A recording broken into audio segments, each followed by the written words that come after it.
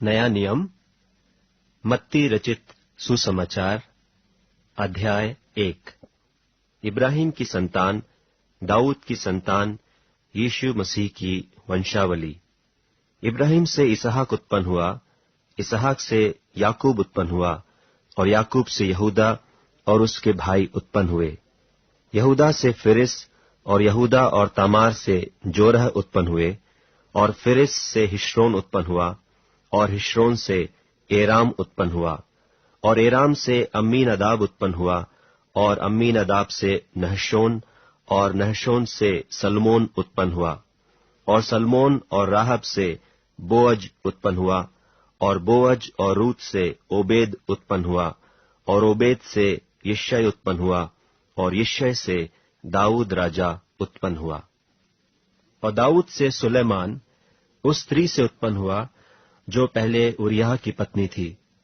और सुलेमान से रहबाम उत्पन्न हुआ, और रहबाम से अबिय्याह उत्पन्न हुआ, और अबिय्याह से आसा उत्पन्न हुआ, और आसा से यहोशाफात उत्पन्न हुआ, और यहोशाफात से योराम उत्पन्न हुआ, और योराम से उज्जियाह उत्पन्न हुआ, और उज्जियाह से योताम उत्पन्न हुआ, और योताम से आहाज उत्पन्न हुआ, और आहाज से हिजकिय्याह उत्पन्न हुआ, और हिजकिय्याह से मनश्शे उत्पन्न हुआ, और मनश्शे से आमोन उत्पन्न हुआ, और आमोन से योशिय्याह उत्पन्न हुआ। और बंदी होकर बाबुल जाने के समय में योशिय्याह से यकुन्याह और उसके भाई उत्पन्न हुए। बंदी होकर बाबुल पहुंचाए जाने के बाद यकुन्याह से शलतियेल उत्पन्न हुआ, और शलतियेल से जरुब्बाबिल उत्पन्न हुआ, और जरुब्बाबिल से अबीहूद उत्पन्न हुआ, और अबीहूद से इल्याकीम उत्पन्न हुआ, और इल्याकीम से अजोर उत्पन्न हुआ, और अजोर से सदोक उत्पन्न हुआ, और सदोक से अखीम उत्पन्न हुआ,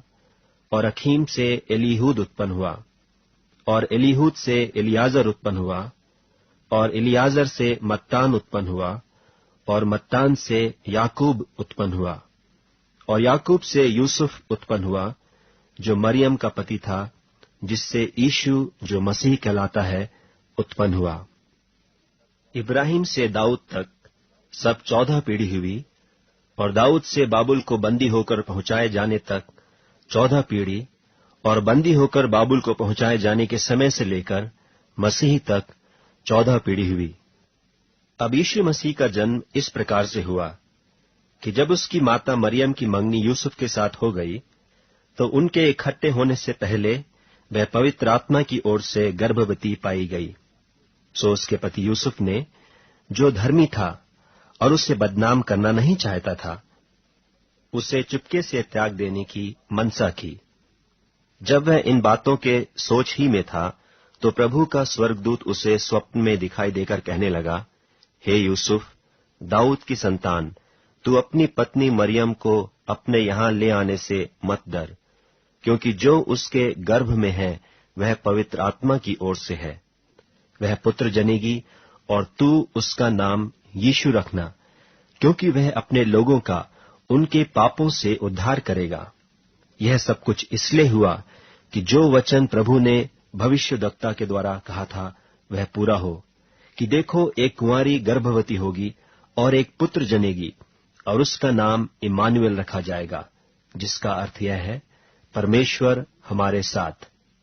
सो यूसुफ नींद से जागकर प्रभु के दूत की आज्ञा के अनुसार अपनी पत्नी को अपने यहां ले आया, और जब तक वह पुत्र न जनी तब तक वह उसके पास न गया, और उसने उसका नाम यीशु रखा।